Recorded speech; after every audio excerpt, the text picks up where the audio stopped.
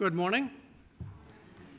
As Provost, I have the great pleasure of welcoming you this morning on behalf of the university to our wonderful Perry World House.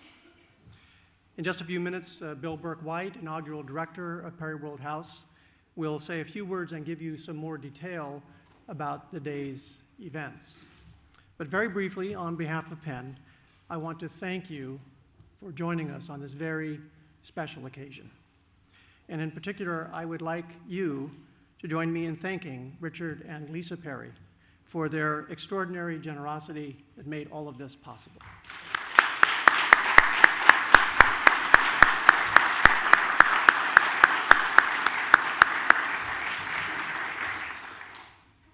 None other than Winston Churchill is said to have remarked that we shape our buildings, thereafter they shape us. That sentiment, appropriately enough from one of history's greatest statesmen, couldn't be more appropriate as we look at this wonderful building around us. We poured the foundation and we erected the walls, but it's the work that will be done here that will help shape the future of global affairs through research, education, and the design, we hope, of more effective public policy. And Penn is the ideal place for that work. For nearly 3 centuries, our mission has been to develop not just good students, but good citizens. Young people who will venture into the world trying to make a positive change locally and globally. And now, before they begin that journey, they will have a new home, Perry World House. It is a place to learn, to teach, to synthesize varying opinions and practices into effective public policy, and to fuel the engine that really drives global innovation, plentiful coffee. Now, this building's striking design reflects the past while also embracing the future.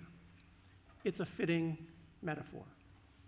In similar fashion, the challenge of successful global policy is understanding and respecting the past while also planning for a brighter future. I am very, very confident that the work of the Perry World House will rise to that challenge. Once again, thank you all for joining us this morning, and it's my great pleasure to introduce Perry World House Director Bill Burke-White.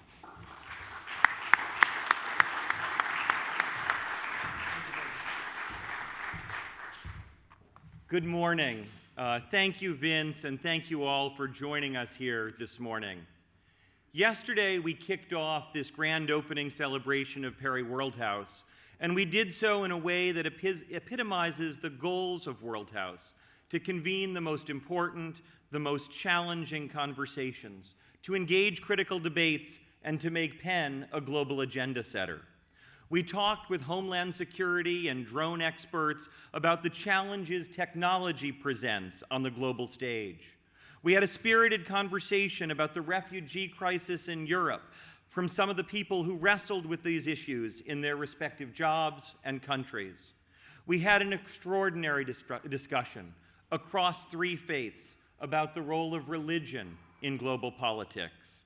And we engaged foreign ambassadors to the United States around the prospects for sustainable economic growth, global trade, and development. If you missed these conversations, I urge you to sign up for our mailing list on our website, and later this week you can receive links to all of those and be able to share them more broadly if you wish. The experts who've come to Perry World House yesterday and will come here in the years ahead come from academia, from the front lines of policy, and from our own ranks here at Penn. They're foreign affairs experts, scholars, and leaders in fields as diverse as engineering and theology. And Perry World House is now here to bring them together, to talk with one another, to engage our faculty, and to engage our students. That is exactly what Perry World House is designed to do, to bring together voices from across the world and across the university, to be a place where policy-relevant research and discussion can happen, and to draw on all that Penn offers to actually get those changes done.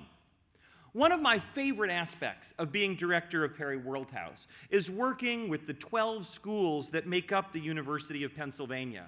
And I'm proud to say that many of them have been part of this grand opening ceremony. Yesterday, we heard from the deans of the Wharton School of Business, the School of Social Policy and Practice, the School of Engineering, and the School of Arts and Sciences. And this morning, I'm proud to introduce the dean of my home school, the University of Pennsylvania Law School. So now I want to give the stage to a dear friend, an extraordinary scholar of constitutional and health law, and a wonderful partner in so much of what we do here at Perry Worldhouse. Having focused his scholarly work before becoming dean last year on issues of rights and the realization of those rights in U.S. constitutional practice, there can be no more fitting person to introduce our keynote speaker today, a woman who has truly shaped the landscape of human rights over the past decades. So now, my friend, my boss, and a leader of American legal thought, Ted Ruger.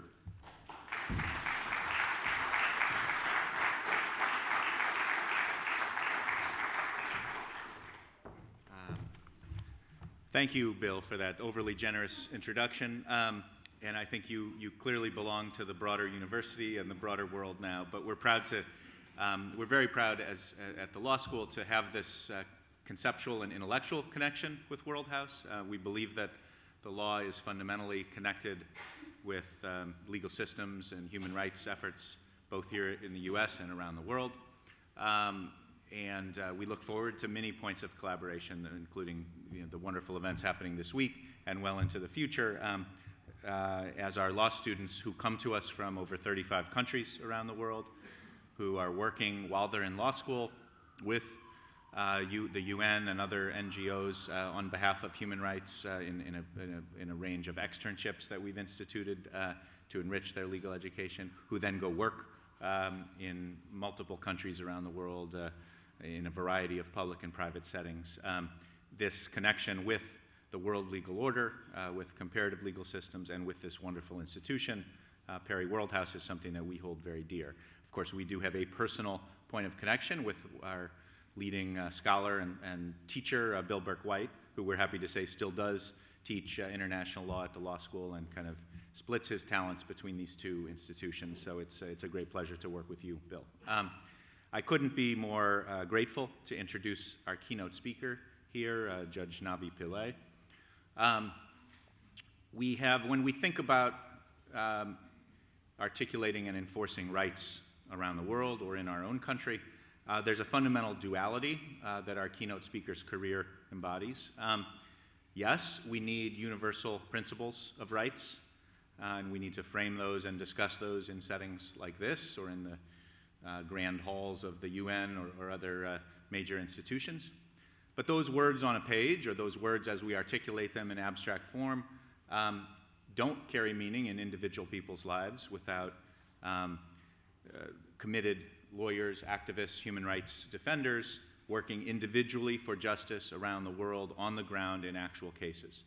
One can't have a working human rights regime without generally universal principles articulated, but equally one can't have a functioning, robust human rights regime around the world without individual lawyers working in cases on the ground, multiplied hundreds or thousands or tens of thousands of times.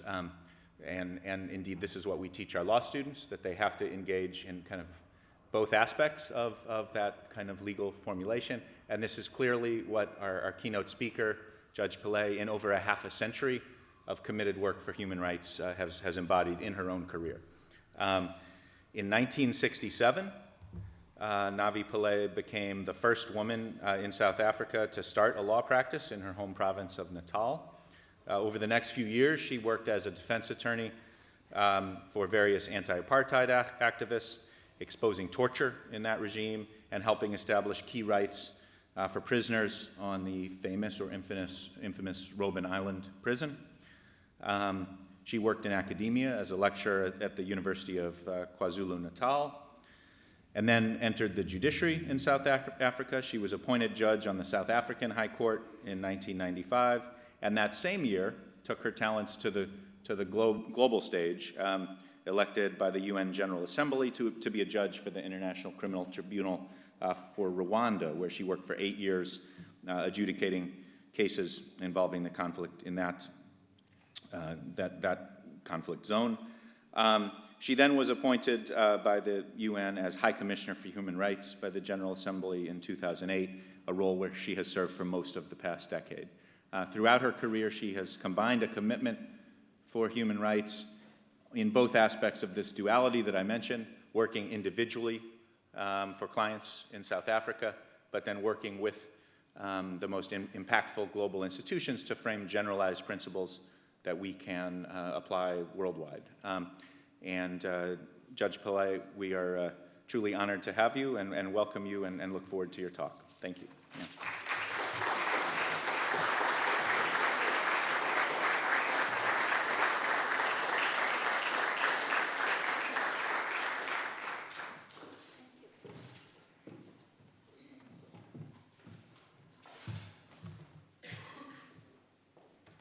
Good morning, everyone. I'm really happy to be here, and I'd like to thank President Gutman and the Law School of University of Pennsylvania for inviting me.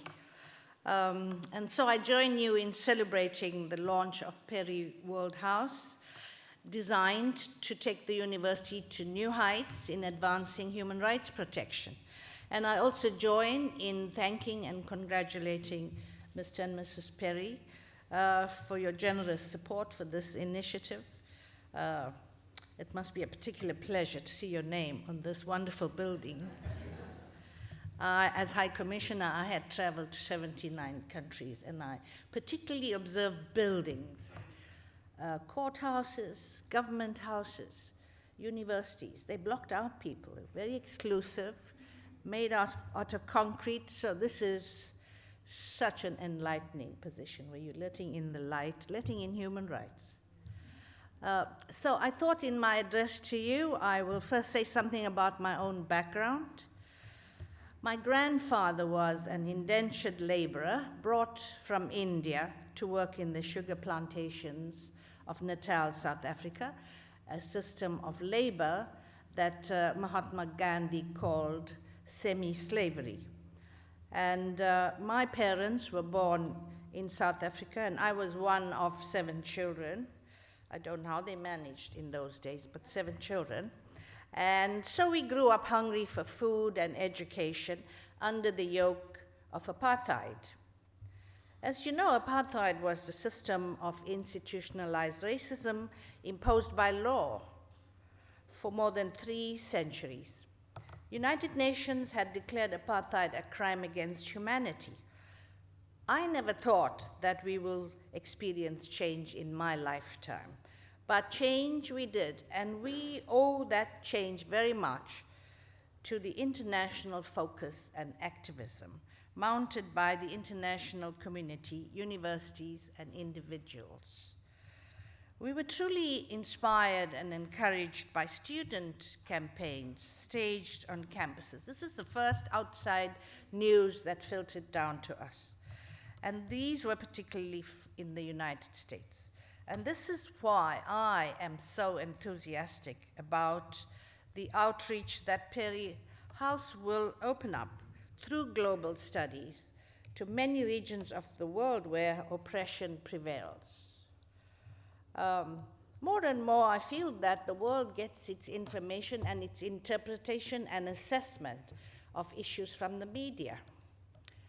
So, of course, as good as they are, why do we trust them to give us these buzzwords and bylines? And this is why we need an institution like this to help not only your students here, but the world understand how we should interpret events and how we can be alerted to issues that could lead to conflict.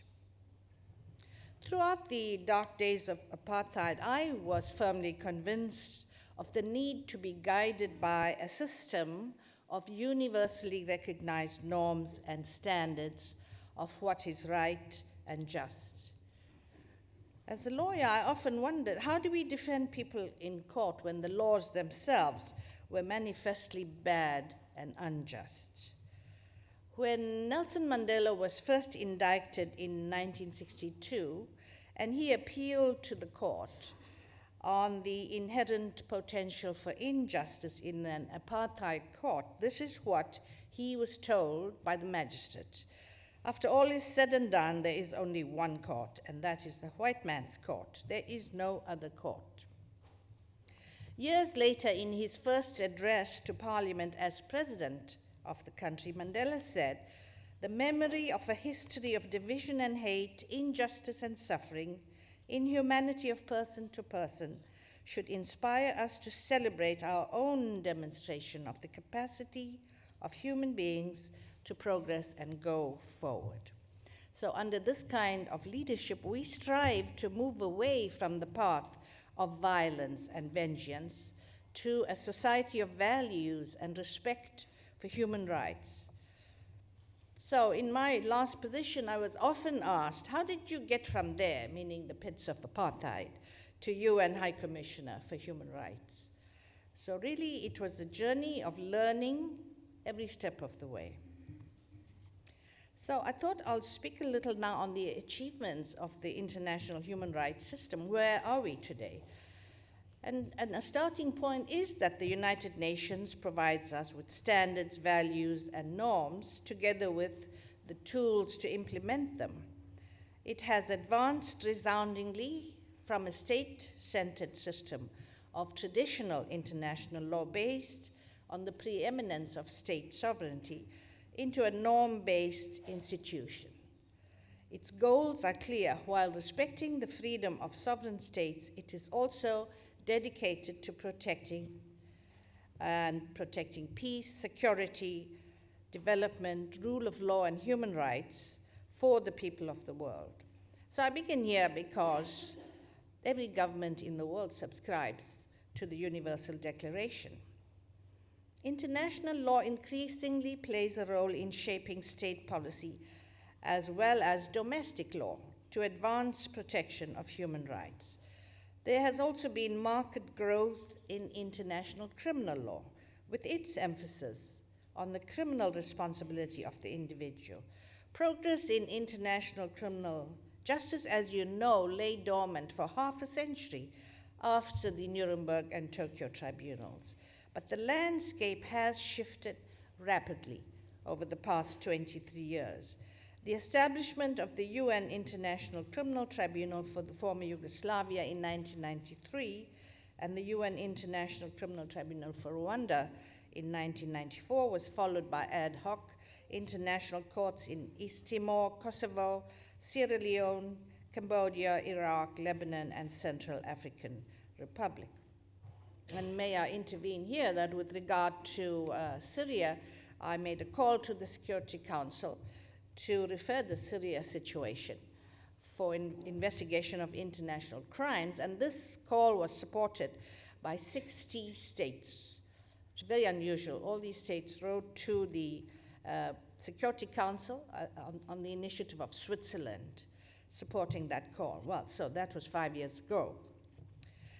With the adoption of the Rome Statute in 1998, the International Criminal Court, the world's first ever permanent international criminal court, was established to ensure an end to impunity for serious crimes.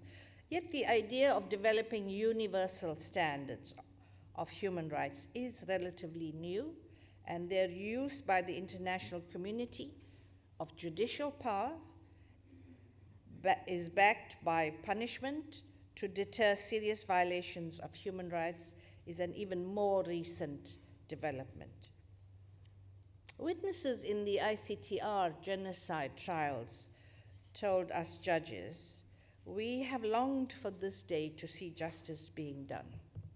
So setting up a system of international criminal justice is a real milestone achievement in our efforts to create a world where every individual is granted the protection afforded by international human rights law and international humanitarian law.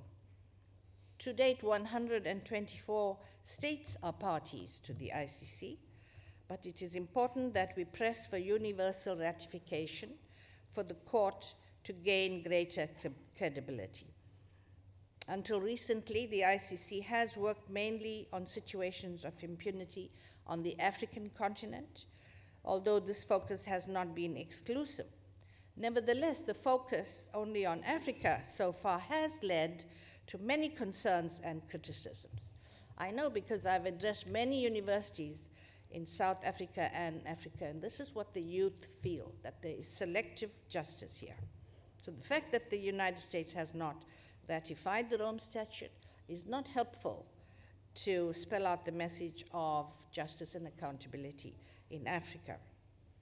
At the extraordinary session of the African Union General Assembly in October 2013, the AU complained of what it termed the politicization and misuse of indictments against African leaders by the ICC, and was concerned that prosecutions of heads of state could undermine sovereignty, stability, and peace. So in reaction to that, they adopted a resolution of immunity for serving high-level officials. Yet we should recall that 5 of the 8 countries where the ICC is investigating have themselves referred the relevant allegations to the ICC. So in other words, where they were unwilling or unable to render national justice, it was to their benefit that we now have an international criminal justice mechanism, which we never had before. So the countries concerned who brought the ICC in are Uganda, Mali, Democratic Republic of the Congo, Ivory Coast, and Central African Republic. These referrals, often termed self-referrals, demonstrate the strong and praiseworthy commitment of these countries to accountability. They also show that the ICC, far from undermining the sovereignty of states, works with its state parties to assist them in their efforts to render justice to victims and to comply with their international obligations. As you know, the primary responsibility to prosecute international crimes continues to rest with states. But very few states do that, even in respect of their peacekeepers who violate human rights under UN duties. There's very little investigation and prosecution. The ICC is a complementary instrument, and thus they reflect a welcome development in international law and relations, a concept of state sovereignty that is concerned with the protection and promotion of people's fundamental human rights. Nevertheless, as I said, there is profound anger and resentment by people, especially in Africa, against what they see as selective justice and double standards, stemming from the failure by the ICC to investigate serious crimes such as the attack on Iraq, Crimea, and Israeli Defense Force violations in the OPT, as well as the failure of major countries, including the 3 veto-wielding powers, USA, Russia, and China, to subject themselves to the jurisdiction of the ICC. The notion that political power can be a safe haven for impunity would create a dangerous double standard for accountability. It is also incompatible with international law. So I do hope that those states that are not yet parties to the Rome Statute will sooner rather than later ratify it and henceforth participate directly in the fight against impunity for the serious crimes of genocide, crimes against humanity, and war crimes. You know, and a lesser argument, nevertheless relevant, is how much I missed American lawyers and graduates in the International Criminal Court. They provided so much support to us when we created new jurisprudence in the Rwanda Tribunal. When we first convicted for genocide, we first convicted for rape and sexual violence. So I know that the expertise lies in this country, but you are denied the opportunity to work at the International Criminal Court because you're not a state party. So, lesser but quite important reason, I would say. International law sets clear standards of equality, freedom from discrimination, and human dignity for all persons. The Universal Declaration is the foundational framework for human rights, and today all the countries of the world subscribe to its principles. Most constitutions and national legislations embody them, and they have been strengthened over 70 years of steadfast UN activity involving the adoption of conventions, treaties, resolutions, and declarations. In accordance with the fundamental tenets of international humanitarian law and international human rights law, states accept that it is they that carry the foremost responsibility to protect the human rights of their people. Civil, political, economic, social, and cultural rights, all these rights, and to fulfill their demands to be free from fear and free from want. At the same time, states subscribe to the principle that when a state needs assistance in implementing its responsibility to protect its people, the international community must render such assistance. So that's our legal answer to the so-called interference in sovereign affairs. And this is critical where states confront armed groups committing atrocities against the people, or where a country is ravaged by natural disasters and lacks essential resources. But it is also incumbent on member states to come to the aid of populations who are suffering great harm as a consequence of the actions or omissions of state actors. International law is clear that where a state manifestly fails to protect its population against massive violations of human rights, the international community must intervene to protect using the means prescribed and circumscribed by the Charter of the United Nations. Unfortunately, state sovereignty is often invoked to deflect United Nations action to prevent serious human rights violations. I found this on a daily basis, the resistance to advancing human rights protections on the argument that this is an internal matter, it's a sovereign issue. And governments themselves, by their actions or omissions, are often culpable in tolerating abuses. The human rights system faces its greatest challenges in current times. The conflict in Syria has raged unabated for 5 years, causing the loss of hundreds of thousands of lives and millions displaced and seeking refuge in Europe and elsewhere, seeking refuge here.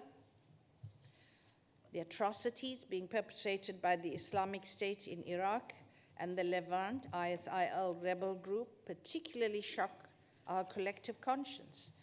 Imposing their own extreme form of Islam, they offer no other option to their captives but to convert or be slain. Employing sophisticated technology of the digital era, ISIL has managed to recruit in a most insidious manner young men and women to become their fighters. And of course, I supported the Commission of Inquiry into Syria, and we've documented all the incidents of little girls being sold as sex slaves for $10. And that is to attract the young men, to recruit the young men. They use these young girls, and it's still going on. And of course, there are other complex and potentially highly eruptive conflicts underway in many other parts of the world: Afghanistan, the Democratic Republic of Congo, South Sudan, Burundi, Libya, Mali, Ukraine, and Yemen. These crises hammer home the full cost of the failure of the international community to prevent conflict. They combine massive bloodshed and devastation of infrastructure with acutely destabilizing transnational phenomena, including terrorism, the proliferation of weaponry, organized crime, and despoliation of natural resources. None of these crises erupted without warning. They built up over years of human rights grievances, deficient or corrupt governance, and lack of independent judicial and law enforcement institutions, discrimination and exclusion, inequities in development, exploitation and denial of economic and social rights, and repression of civil society and public freedoms. This is the importance of having Perry World House, to focus on these alerts to harmful situations developing. Let's not forget that in Syria, it all started when, in Tunisia.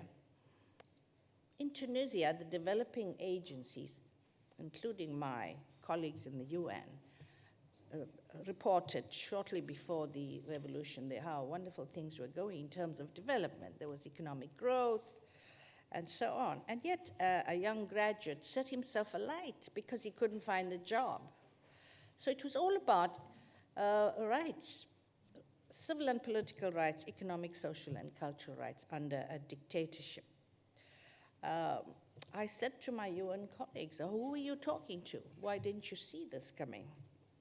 This is, I reported this 5 years ago to the Security Council to say it's just happened. People were protesting peacefully, and Assad's forces have fired on them and killed 1,000 people. That was the time to intervene. But things, as we know, have blown over, and now the whole world has to come up with solutions for the refugee and displacement crisis. The human rights mechanisms have really developed, and I'm sure you're following some of these. This is like the special procedure experts appointed by the UN Human Rights Council, who now number 55. The 10 treaty bodies who scrutinize human rights records of states. So although the specifics of each conflict could not necessarily be predicted, many of the human rights complaints that were at the core of a confrontation were known. They could and should have been addressed.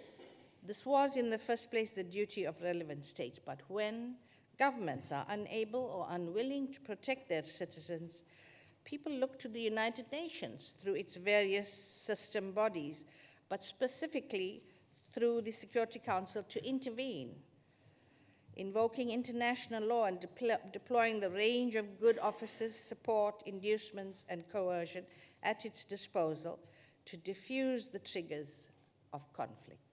So we all look to the Security Council as the supreme body. I go to them, and over a breakfast they said, what can we do? We don't have a police force.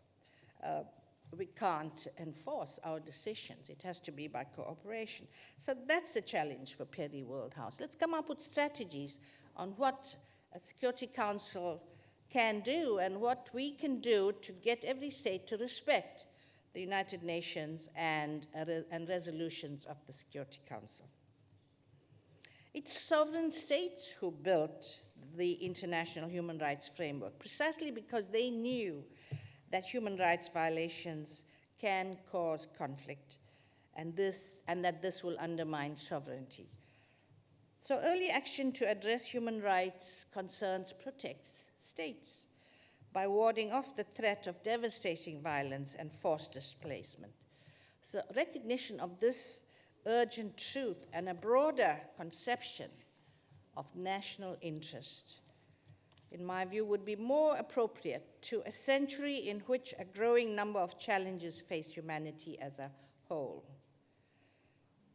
In August 2014, when, as UN High Commissioner, I was invited to address the Security Council, I stated this view, pointing out that the use of the veto to stop actions intended to prevent or diffuse conflict is a short-term and ultimately counterproductive tactic.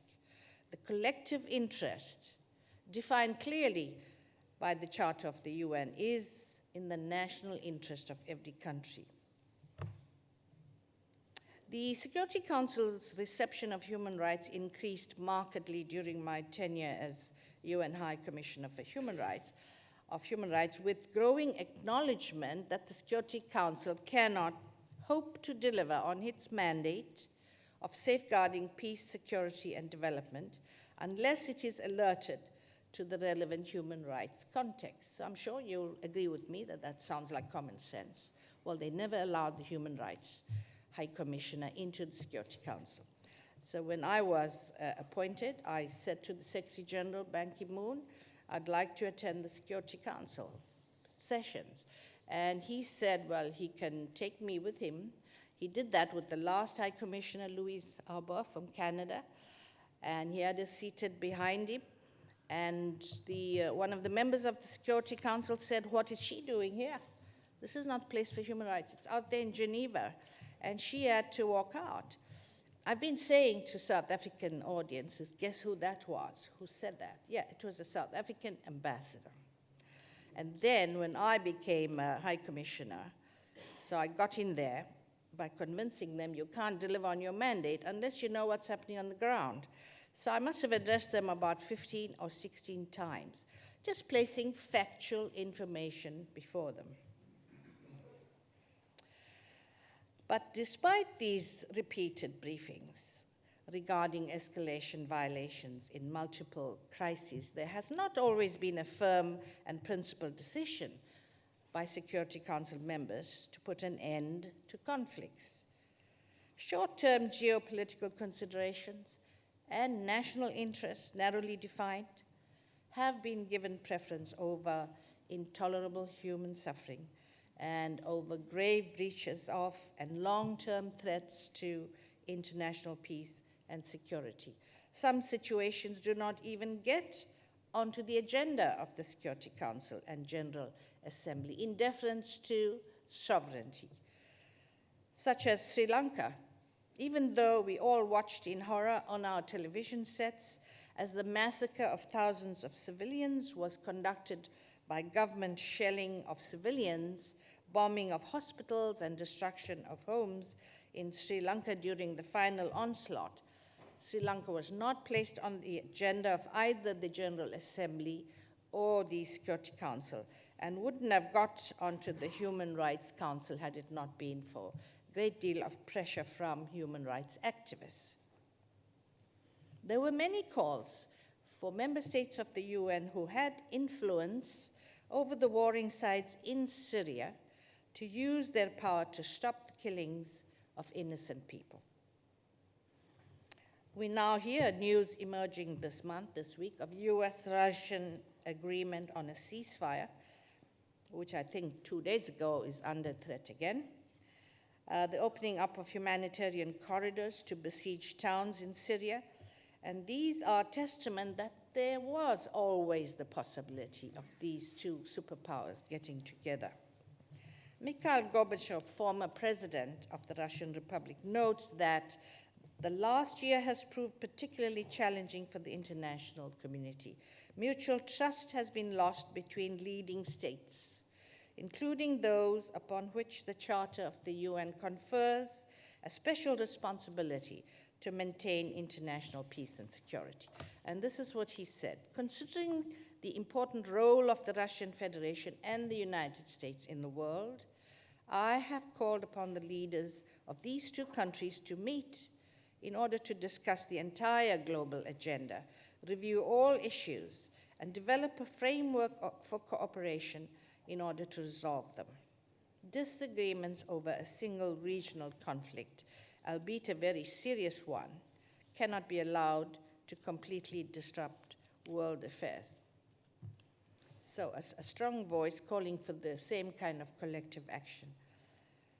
In my address to the Security Council on prevention of conflict, I suggested that the Council take a number of innovative steps to prevent threats to international peace and security. See, we're all exploring on how we can help direct the Security Council activities, and that's why I say again, a great deal of work waiting for Perry House to do. But this is what I said: the Rights Upfront Action Plan adopted by the Secretary General, I said, is an important initiative for collective and immediate delivery by all UN agencies for the protection of human rights in crisis. It is a welcome development stemming from the failure of the United Nations to protect civilians in Rwanda and Sri Lanka.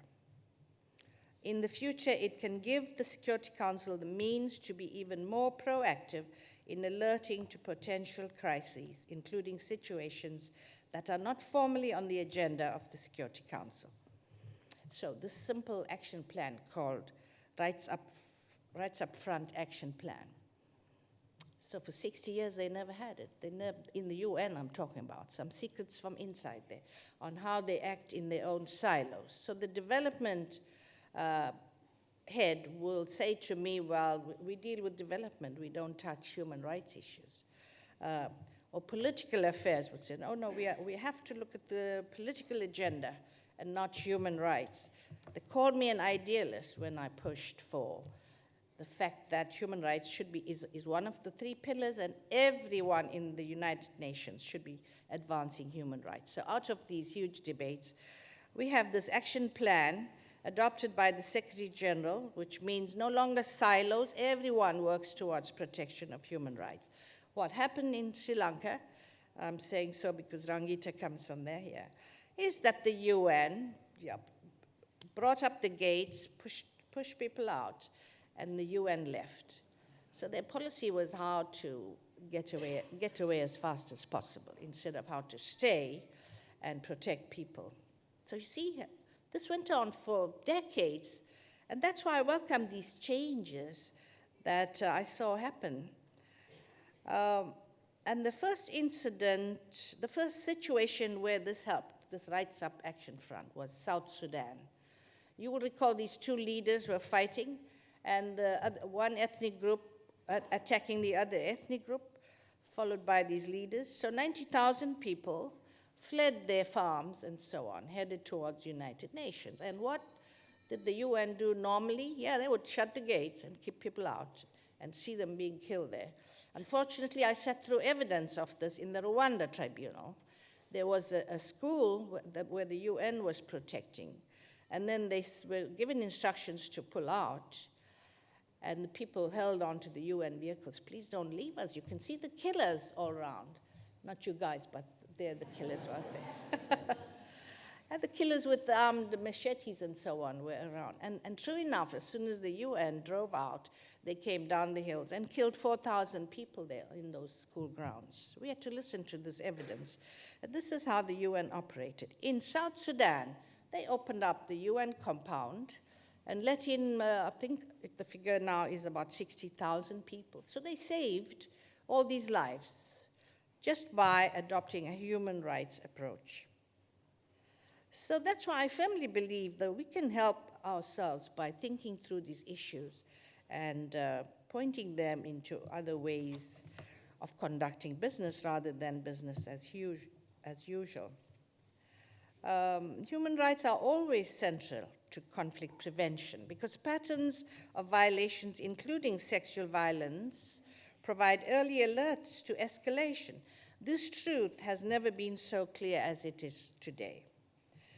Perry Worldhouse is well placed through global engagement, through your research and your study, to play a significant role in identifying the gaps in protection, developing a roadmap on strategies to resolve disputes and elicit good practices that address both proximate triggers and root causes of conflict. These may include strengthening civil society actors, increasing participation by women in decision-making and dialogue, and addressing institutional and individual accountability for past crimes and serious violations of human rights. I know I've mixed achievement and challenges, but a little bit more on challenges. While we do have a magnificent edifice of human rights law, the fact is that implementation on the ground is sorely lacking. Credit must go to the tireless efforts of civil society actors who hold governments accountable for implementing the obligations they have undertaken. It must be acknowledged that the world has progressed immeasurably in awareness of rights. Today, one cannot switch on the radio or television, read a newspaper, a blog, Twitter or Facebook, or access internet without hearing about human rights. Together with the heightened visibility and activism of civil society organizations and dazzling means of speedy and effective communications, this is one of the most remarkable developments of the last 2 decades and offers ideal new conditions for your outreach work. So I think now how human rights started, you write a letter and hope it'll reach a government. That was the amnesty strategies. With the High Commissioner's office, you write an op-ed, and then you beg New York Times first. Wait, if they reject it, then you approach the other newspapers. Eventually, it's on page 13 of some newspaper. Who sees it? And it's only in one language, English. And so you can imagine a person from my generation was absolutely astounded that I make a statement, and within 2 hours, 2 million people have read it and we're sending it on further, whatever the language is. Children speak of rights. Children understand rights. I have a 9-year-old grandson, but when he was like 5 or 6, I called him boy. And he said, "Why are you calling me boy, Grandma? My name is Sendel." So rights.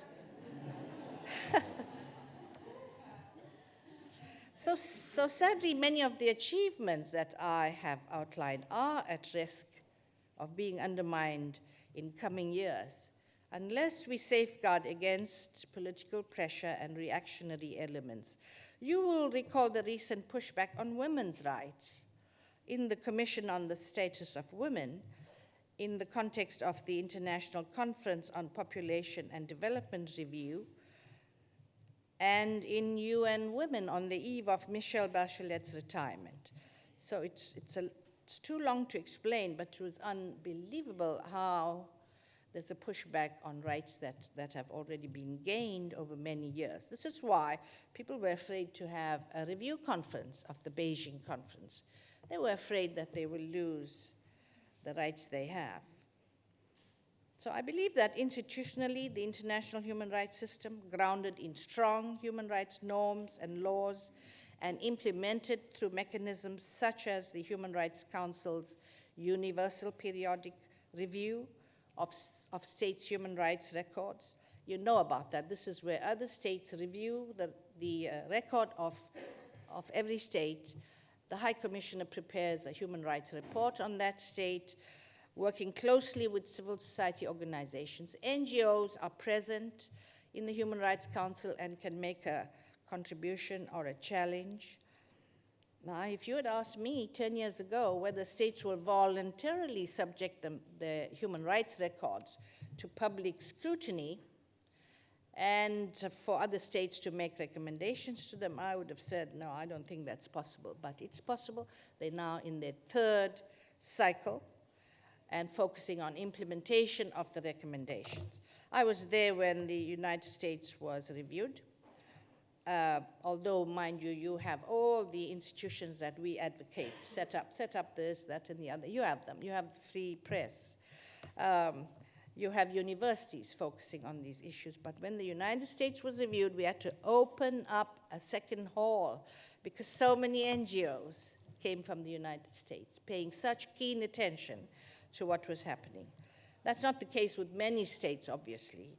I've found as I go around the world that people don't know about the Universal Periodic Review. So let's use this mechanism.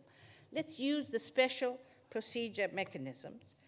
The special rapporteur has been asking to visit Guantanamo and still waiting for an answer.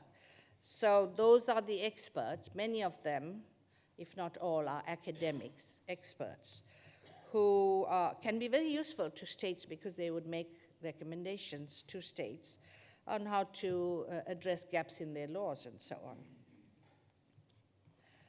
Now, we are witnessing renewed assaults on the democratic space in which civil society activists operate.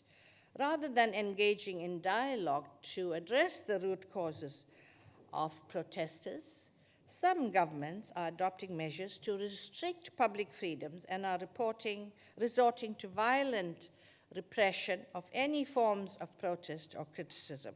The proliferation of legislative restrictions on non-governmental organizations effectively disables them from speaking out on issues that trouble them. So I do hope that you would pay attention to these laws. They're being copied country after country. These laws prohibit NGOs from receiving outside funding, including from UN agencies. In countries such as Russia, China, Ethiopia, Egypt, Kuwait, India, and others, you have these laws. I was addressing a university just a week ago in South Africa, and I had to tell them there's a bill in the South African parliament copying these laws to restrict NGO activities. And this is totally against our constitution. So some things are done very quietly. We need universities and you need students to keep a beady eye on this. Civil society actors, including journalists, lawyers, bloggers, political activists, and critics of government, are subject to arrests, detention, and long terms of imprisonment. Many, especially those working on economic and social rights, are killed. The Russian legislation requires the NGOs, if they are receiving funding from outside, to declare that they are foreign agents. And this is the most terrible thing you can ask them to do. So those NGOs asked me to come and observe some of the trials where this law is being implemented against them. So because of all of these, my concerns over this, before I left as High Commissioner, I issued the OHCHR Management Plan for 2014-2017, in which I introduced for the first time as a new thematic priority, widening the democratic space. This emphasizes the work of human rights defenders, of the media, public freedoms, and human rights education, enlarging and deepening people's participation in local, national, and global processes is the way forward to societies that are stable and just. This is what you're doing here. So think of thousands of institutions that will not be able to freely express their views as you do here. Now, given the broad spectrum of social and economic failures that are manifest in acute income inequalities within and among countries, there is also a fundamental need for more consistent application of human rights in the economic sphere. Our challenge will be to ensure that governments are more accountable and respond without discrimination to the needs of people, so that the poor and marginalized can also participate in decision-making. The private sector must also ground itself in human rights standards, such as the Guidelines for Business and Human Rights. This is a 15-year work by Professor John Ruggie of Harvard, but it's now been adopted by the member states themselves of the Human Rights Council, and so they're promoting these guidelines for business. The new Sustainable Development Goals adopted by all heads of states at their summit in the UN in September 2015 represents a paradigm shift from the MDGs. The new SDGs will be universal and address developing and developed states.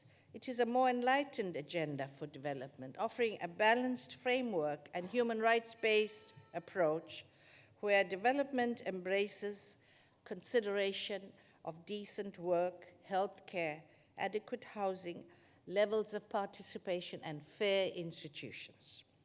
The new agenda recognizes that old boundaries between developed and developing countries are breaking down, and new players from emerging economies and middle-income countries are contributing to redefine the global economy.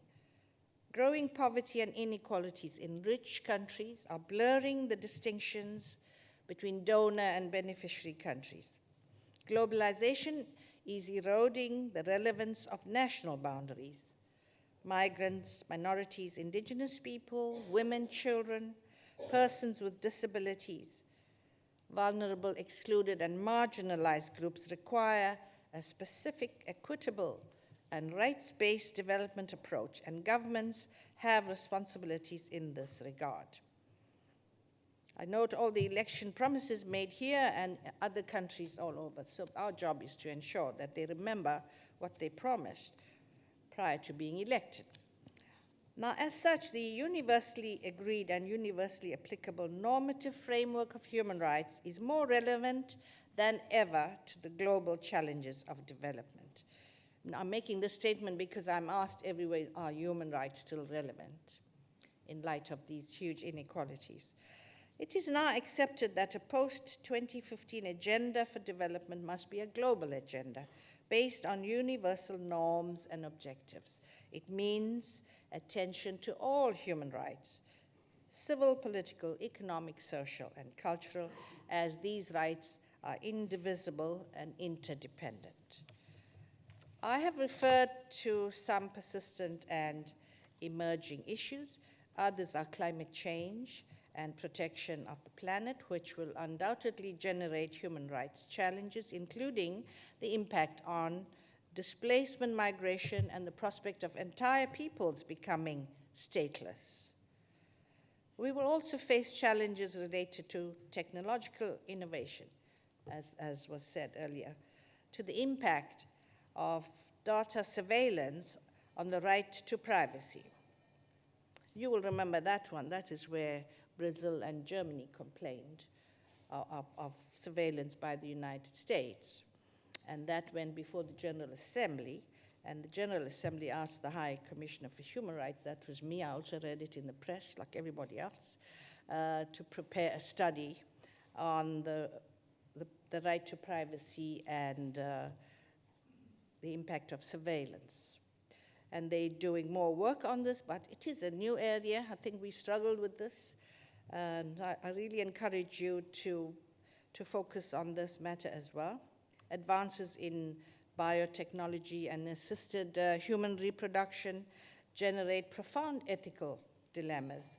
Regarding cyber warfare, we must continue to insist that international humanitarian law and international human rights norms should apply to all acts of war, including those that are computer-generated or operated by remote control, such as armed drones. Now, these special procedures, independent experts I mentioned to you, are working on these issues and working on recommendations. Counterterrorism measures must comply with UN regulations and the rule of law. Many of the issues that I have listed point to the responsibility of states to adhere to human rights norms, and in that regard, the record is not a perfect one. Even well-established democracies have their forgotten rights holders. The treatment of people with intellectual or psychosocial disabilities or older persons with cognitive problems often ignores their right to participate in decisions affecting them. Certain communities, such as people of African descent, the poor and excluded groups, the Roma in Egypt, and other indigenous peoples and migrants, including those in the irregular situation, may encounter persistent discrimination and stigma. In many countries, lesbians, gays, bisexual, and transgender people or people defined by caste are treated as having fewer rights than others to live a life of dignity. Women and children suffer violence and inequalities in both traditional and modern societies. So I'm often asked how I managed to get the gay and lesbian issue on the agenda of the United Nations. Yes, because I was told not to. Somebody tells you not to do something, you want to look into why. I was told don't create new rights, you only stay with internationally recognized rights. And I said I'm focusing on violence and discrimination against this community. Do you condone violence and discrimination against them? I said in the halls. And they said, no, obviously they have to say they don't condone violence. And that's how we got that issue on the agenda. And we hope there would be greater protection for them. I was constantly disturbed about the incidence of domestic violence against women every corner of the world, in every corner of the world, including in wonderful Norway, where everybody wants to move to. Yeah, not safe for women. It has never been addressed as an international issue, and you may want to consider that. I was not able to put it on the agenda as a violation of international law. So something to pursue, I would say. So every country has an interest in defending a common set of values and a norm-based principle structure without selectivity. Homophobia is no less an evil as Islamophobia, and migrants have the same human rights as citizens. Still, we constantly see pushback from the compact embodied in the Universal Declaration of Human Rights. So I am aware of great disillusionment in the world today. Some criticize the human rights ideology as Western influenced, as an agent for capitalism. World over, the huge chasm between the haves and have-nots has increased instead of becoming fairer. The rich are getting richer and the poor poorer.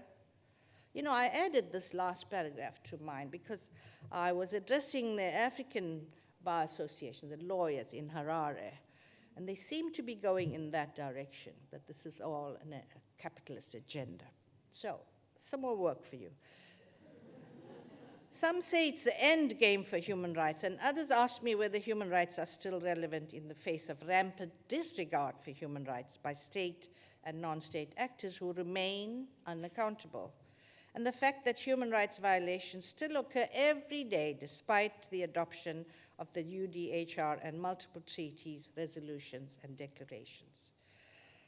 So we have to send a strong message that it is not a time to give up, but the time to find solutions. While the setbacks in implementation are real, it does not mean that we should stop advocating for full implementation of human rights. So Perry House is a welcome endeavor for taking action, for not giving up. You are a beacon of hope, and I wish you great success. Thank you for having me.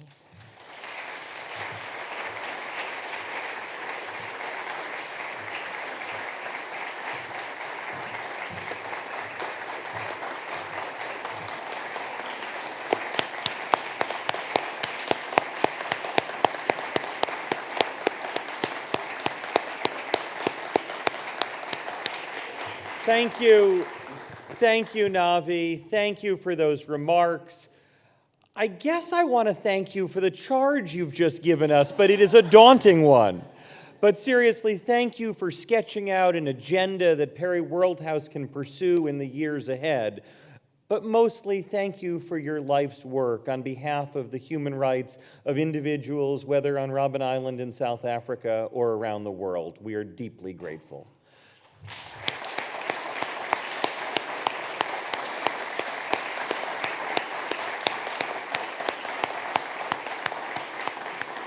We are fortunate that she has agreed to take one or two brief questions before the ribbon-cutting ceremony. So I will call out. If you've got a question, raise your hand, and a microphone will come to you.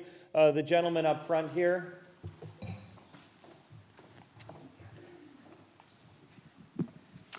Good morning. Thank you for coming, Judge Pillay. It's wonderful to have you here. I actually had the pleasure of working at the Human Rights Council while during your last few months of tenure as a High Commissioner.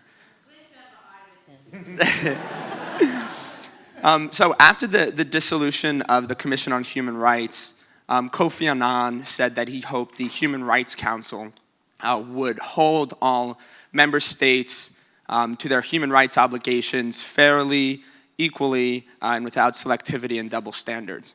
And I want to ask you how this can be realized when only one nation, Israel, currently, when one nation, Israel, selectively remains on the permanent agenda and is the target of over half of country condemnatory or country-specific condemnatory resolutions when there are pervasive human rights violations, as you spelled out, across the world in countries like Iran, Saudi Arabia, Belarus, Sudan, Egypt, Cuba, none of which are on the permanent agenda. Thank you. Well, the Human Rights Council has 47 members alone, so that's the other factor. The others are left out.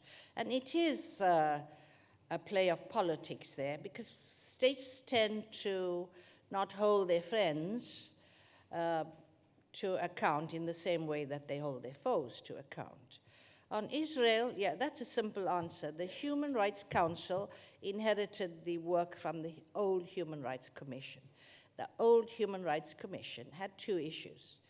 apartheid South Africa, and occupied Palestine, not Israel, the state, but the occupation. And apartheid was lifted, so that fell off the agenda. The council inherited the item on OPT, and that's where the High Commissioner's office is required to prepare all these reports. You know, we prepare like 12 reports on settlements or water or issues like that. So it's entirely focused on the occupation, and of course, that's where Israel complains it's being singled out. And I encouraged them to give me your side of the material, and we put it in. You know, I'm a judge. I want to be fair here. And they actually said that to me and supported my extension of my contract because they preferred a balanced report as the second best to, instead of being targeted. But they're not being targeted. Israel itself is like the other 191 states being considered under the UPR. And they invited me, I went there. Of course, clearly they have democratic functioning institutions. So the focus is on Palestine, and this is why it's very, very urgent that a peace agreement be finalized in that area. Things are getting worse. One more question?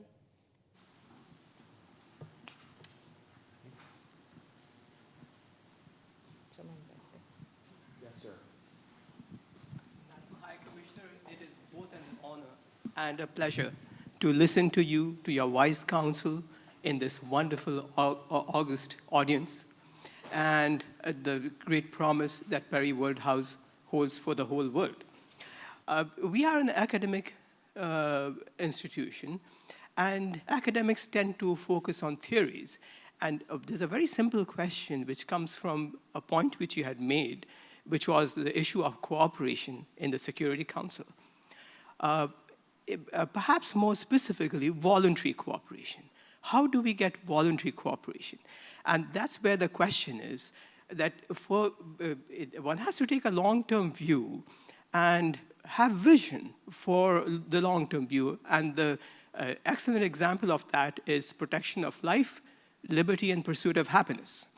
So when it comes to liberty, there is a question of how do we have freedom without a free society? And that's where the conundrum is, because society cannot exist without caring for the other.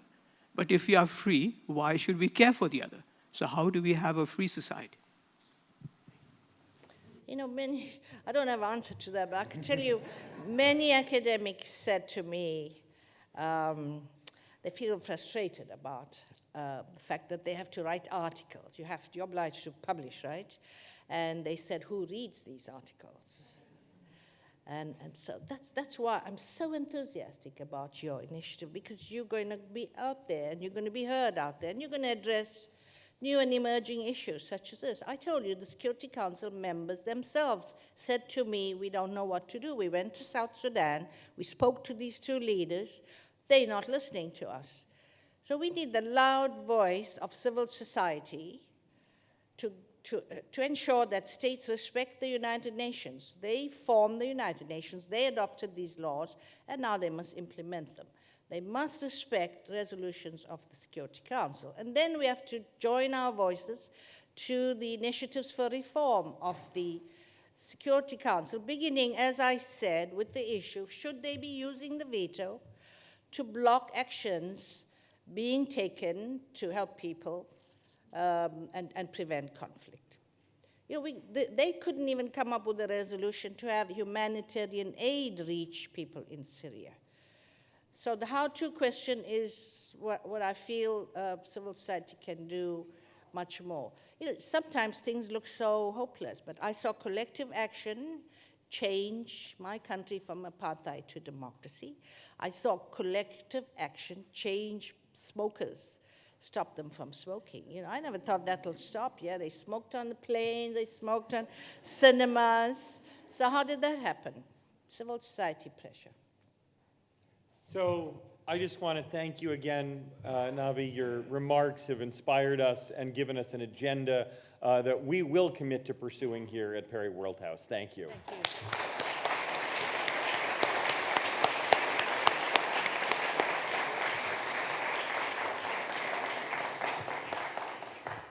So before closing, a few brief remarks. First of all, we invite you all to reconvene at 2 p.m. at the Annenberg Auditorium for the dedication program, including Secretary Robert Gates, and a roundtable on the future of U.S. foreign policy. Again, 2 o'clock at the Annenberg Performing Arts Center.